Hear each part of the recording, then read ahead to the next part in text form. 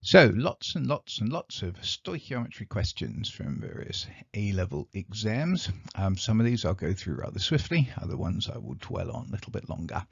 First few we'll go over relatively swiftly. Calculate the amount in moles of ammonium sulfate in 2.06 grams of ammonium sulfate. Give your answer to three significant figures. So first thing we do is of course determine the molar mass. We got NH4, so it's 14.01 for nitrogen, 4 times 1.01 for hydrogen, 2 times 32.07 for sulfur, plus 4/16 for oxygen. I know I said I go through this quickly, but this is the last time I will dwell on a molar mass.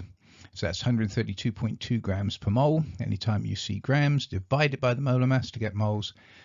And in this case 0.0156 moles of ammonium sulfate. Don't you wish they were all as easy as that? So funny little question. A sample of sodium nitrate, mass 65 grams, was added to 50 grams cold water, the meter heated till all dissolved. Then we're cooling it to 30 degrees Celsius, and we're going to use the data to calculate the mass of sodium nitrate that crystallized. So let's see what this table tells us. Okay, well, it's talking about solubility per 100 grams of water at different temperatures. We're going to be interested in what's going on at 30 degrees Celsius, so I have conveniently highlighted that for you. Now, of course, we're interested in what's going on in 50 grams of cold water.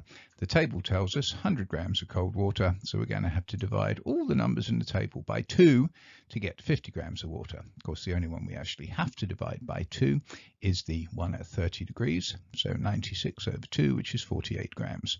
So we can have 48 grams still in the water, which means that the 65 minus the 48, or 17 grams, comes out of the water as a crystal, you hope. Very lengthy question for what it is. We're blah, blah, blah, blah, blah, blah, blah. Calculate the mass of ethanoic acid needed for the experiment. Well, it said we needed 0.45 moles of ethanoic acid. So what we have to do is look at our ethanoic acid, CH3COOH, determine the molar mass, which is there, and I'm not going to dwell on that anymore. Add all this up, comes to 60.06 grams per mole. Anytime you see grams, you convert it to moles by dividing by the molar mass. So anytime you see moles, you can convert it to grams by multiplying by the molar mass.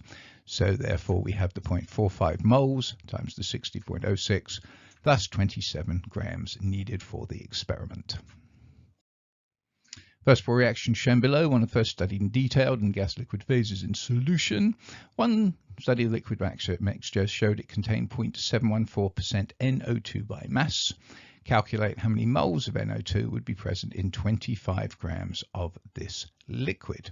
Well, let's see. We got 25 grams of liquid, and we know that the mass of NO2 is going to be 0.0714% times 25. So that's 0.0714 divided by 100, or 0.1785 grams. So we've got 0.1785 grams of NO2.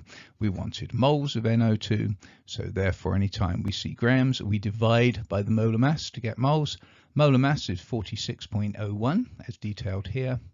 So 0.1785 grams divided by 46.01 grams per mole equals 0.00388 moles of NO2.